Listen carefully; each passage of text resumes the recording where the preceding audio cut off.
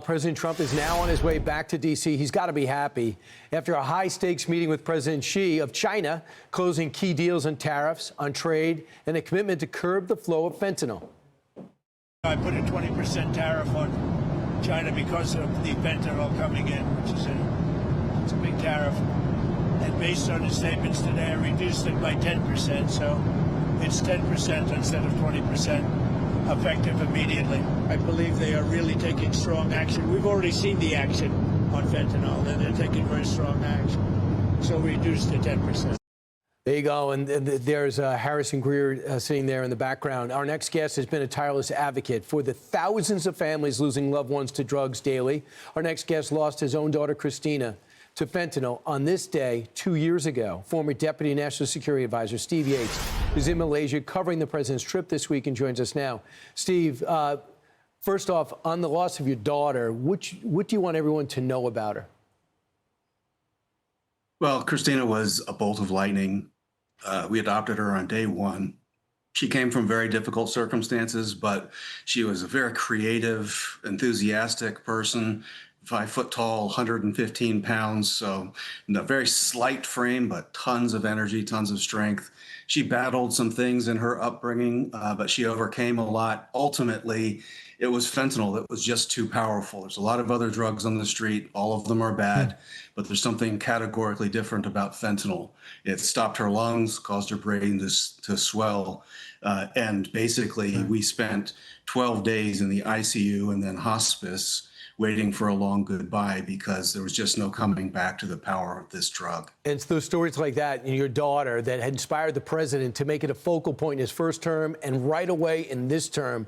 He said, look, if you crack down on fentanyl precursors that are going to Mexico, we're going to knock 10% off the tariff. And he pledged to do it. But he pledged before with Obama and Trump the first time.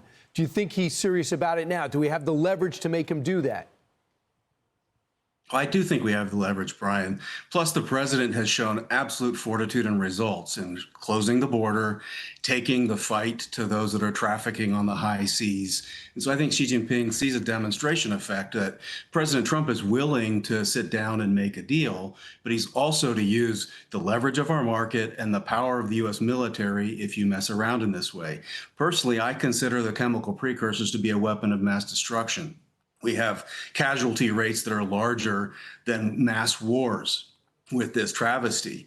But I think the president is very serious about it. Lowering the tariffs, hopefully, is an incentive for serious, measurable action. If not, the president says he's going to China in April. Between now and then, if there isn't action, I expect the president to snap back the tariffs and maybe put other pressure in place. I mean, some things we did is we suspended for a year an investigation into China's shipbuilding sector. They wanted something done on semiconductors. He kind of turned that over directly to NVIDIA. But what he did get is an immediate purchase of agricultural products like soybeans immediately. They even have a number on it. That's great news for Iowa and our farmers across the country. And they also finalized a deal for a year on not curbing rare earth deliveries while we're doing other things on the other side to really give us some leverage here. You like the deals that we made leading up to this meeting? Absolutely, Brian. I think it was historic. The president and his team did amazing things from Australia to Southeast Asia, an absolutely monumental visit to Japan with the new leader there, bolstering our troops, bolstering the alliance, but also investment going into Japan. They were featuring some Ford trucks in Japan, a sight to behold. So all along the way, the president and his team were increasing leverage in favor of America, I think.